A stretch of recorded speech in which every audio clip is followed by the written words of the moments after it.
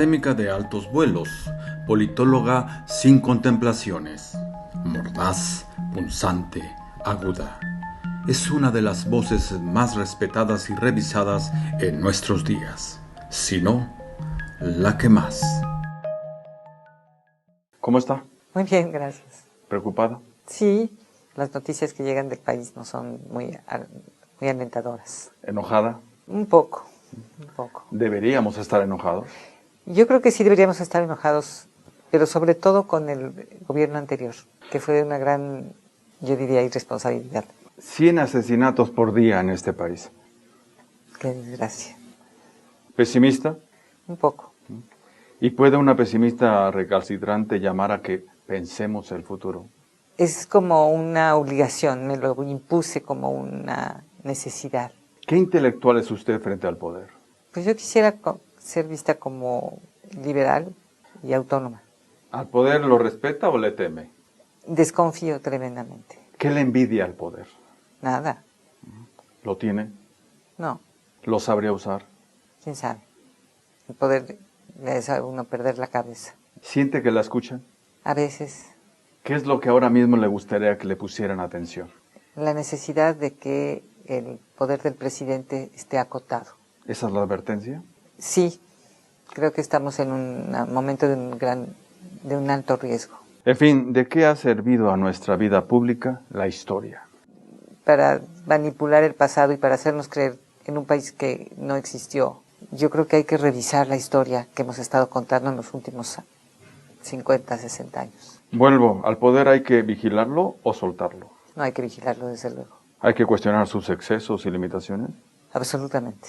La historia es mezquina. ¿Por qué? Nosotros somos mezquinos con la historia, es al revés. La historia es demócrata. No, la historia es lo que es, la vida que pasa, la vida que fluye. Así que el pasado tiene futuros inesperados. Es muy importante que tengamos eso presente. Así que un momento breve es un paso largo. Así es, eso puede ser un momento breve como depositar el voto en la urna, es un paso largo y así nos ha demostrado la historia reciente. ¿En qué momento estamos? Yo creo que estamos en un momento de confusión y de transición. Ha dicho que quiere tomar el toro por los cuernos y rescatar la libertad de los hechos. Los hechos no siempre nos satisfacen, muchas veces nos traicionan, pero debemos dejarlos libres que nos digan para dónde vamos. ¿La retórica tiene futuro? Sí, seguro. ¿El futuro es solo para los creyentes? No, pero como soy pesimista, tuve que hacer esa referencia a los creyentes. Igual ha dicho que al futuro hay que hacer lo posible. Sí, y esa es una de las responsabilidades que tenemos cuando somos adultos. 100 asesinatos por día. Inconcebible, inexplicable, irritante, es algo que provoca una enorme ira. ¿Estado fallido? Espero que no. Yo creo en el Estado mexicano. ¿Qué México le avergüenza? El México de la pobreza, el México de la violencia, el México de la desigualdad. Los ricos, cuando son indiferentes, cuando son inconscientes. Y me da mucha vergüenza que haya tantos pobres en México. ¿Qué México le intimida? El México del narcotráfico y el México de los políticos irresponsables. Imaginar el futuro. Es difícil. Quizá me niego a imaginarlo porque me da miedo lo que me imagino. Ha dicho que prevalece ahora la cara del conflicto y la confrontación. Sí, desafortunadamente creo que el discurso presidencial va en esa dirección. Insiste mucho en la confrontación y en el conflicto. Ha dicho que no cree que estamos en crisis, sino en una transformación. Eso espero, pero los acontecimientos de los últimos días, los asesinatos, la insolencia que han desarrollado, que han adoptado los criminales, realmente me asustan mucho. Cerca de 100 asesinatos al día. Sí, es algo inaceptable. ¿Hacia dónde vamos? Es una inmoralidad. No lo sé porque no nos han dicho los que tienen el poder hacia dónde vamos. Yo no sé si ellos saben hacia dónde van.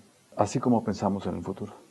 Es difícil pensar el futuro cuando hay tantos asesinatos. La tentación es pensar que se va a empeorar, sobre todo si el gobierno no nos dice cómo piensa resolver el problema. Nada más dice, por esta violencia no vamos a cambiar el plan. Pero el presidente no nos ha dicho cuál es el plan de seguridad. Yo no lo he podido leer en ninguna parte. ¿Vivir con temor no es ya el futuro? Espero que no. ¿Vivir en el odio no es ya el futuro? Espero que no. ¿La democracia es un sistema o un método de gobierno? Las dos cosas. La democracia es el futuro. ¿Quién sabe?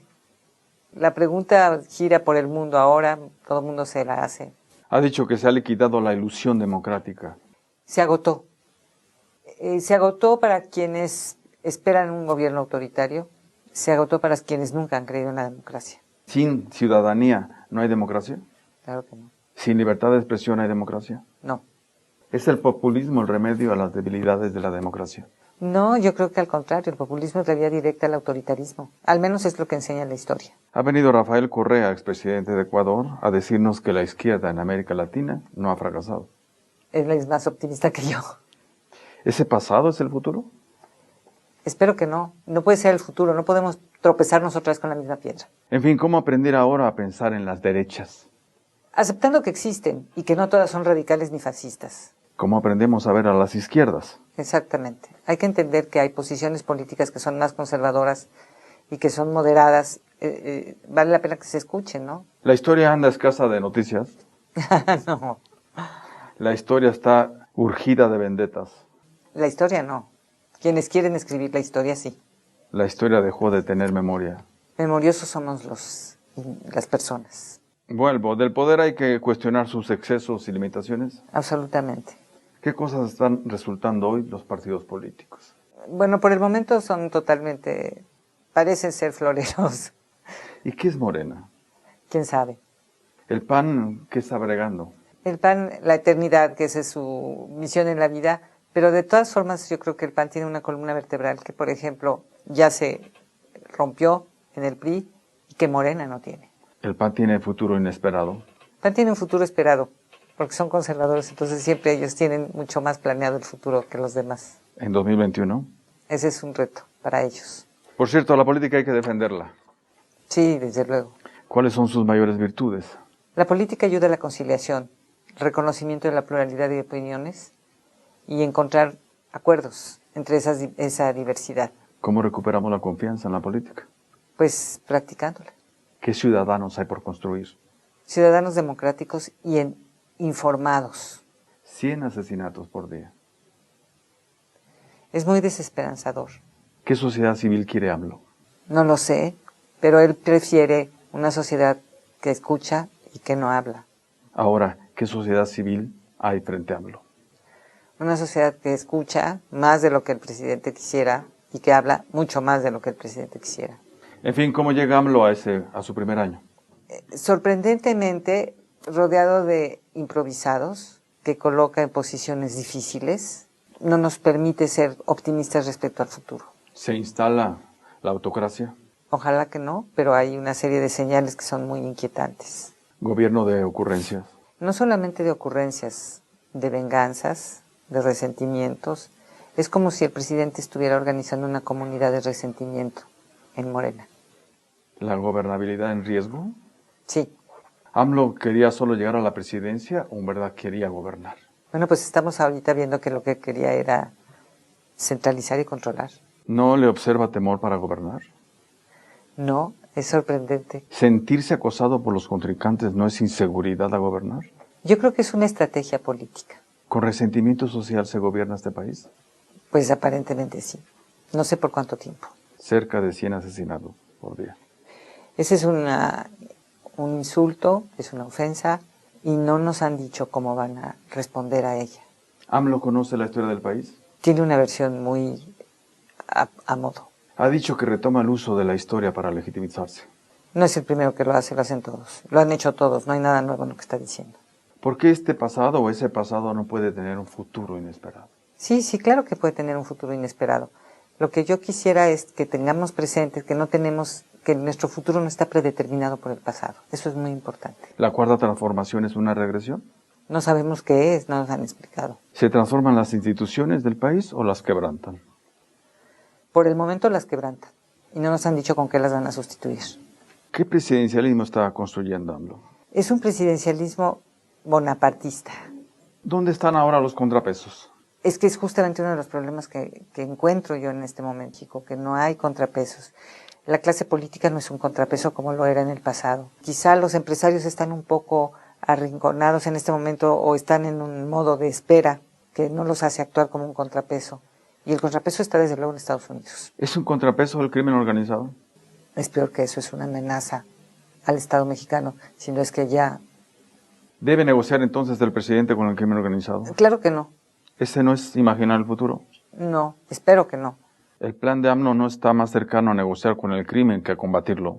Yo no sé si está más cercano a negociar con el crimen. Lo que sí veo es que no hay una idea de combatir el crimen. ¿Observa en el negocio del crimen organizado uno de los 4 pilares del proyecto económico de AMLO? Ay, no, espero que no. ¿No es ese el futuro inesperado? No, espero que no. ¿No es ese el negocio del futuro? Si esa es su idea, se equivoca. Muy feo, porque los americanos desde luego no tienen esa idea en la cabeza. En fin, ¿AMLO administra o transforma? ¿Desmantela? ¿El discurso de AMLO es violento? A veces, ¿Polarizador? mucho. ¿Revuelta social en puerta? No lo sé. ¿Ese pasado no se dibuja en el futuro?